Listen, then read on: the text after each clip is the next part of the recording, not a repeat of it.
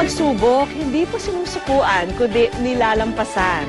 Yan po ang mensaheng hatid ng mga kapuso nating nakawala mula sa gapos ng kahirapan. Ang kanilang mga kwento, punong-puno ng pag-asa at inspirasyon. Sa halos lahat ng sulok na yata ng bansa, maaninag ang mukha ng kahirapan. At marami sa mga usapan ay tungkol pa rin sa pagtitiis at kakapusan. Pero hindi lahat ng kwento sa kasuwian nagtatapos. Meron din kasing mga nagtatagumpay, mga storyang may kapupulutan ng aral at inspirasyon. Kung disiplina ang nakatulong kay Rio na makaraos sa kahirapan, magkahalong talino at swerte naman ang kay Antonio Akyatan. Ipinanganak si Antonio sa isang karpintero at labandera sa Paete, Laguna. Napakahirap po ng pinanggalingan namin. Sa totoo lang po, 7 taon pa lamang ako, kinakanaoy tumulong na sa pagtatrabaho. Hindi po para sa sarili ko, kundi para sa pamilya.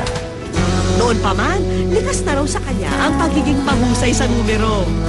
Ewan po, siguro na regalo ng Diyos sa amin.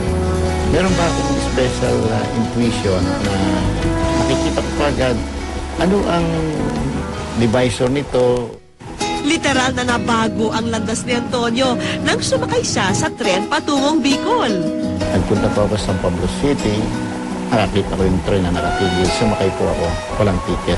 Tamang-tama po para kung tinuro ako ng Diyos na yung palang taong nag-uusap niyo, dalawa pong lalaki, ay naghahanap ng marunong na magkwenta at magiging budigero. Pagbaba ko, 30 minutos pa lang ako nakakababa sa tren. Meron na po akong trabaho. Mula noon, nagtuloy-tuloy na ang swerte ni Antonio.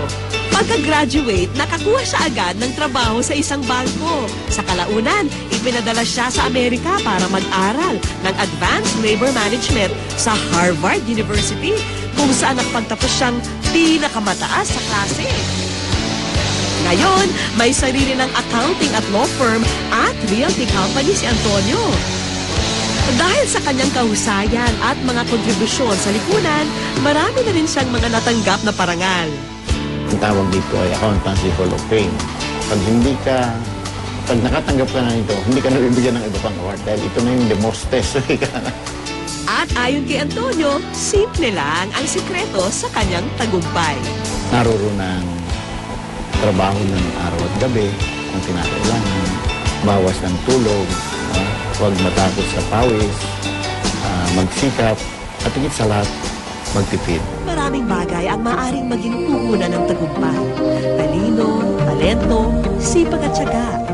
Pero simple lang ang pinakamahalagang sangka upang makamit ang pangarap.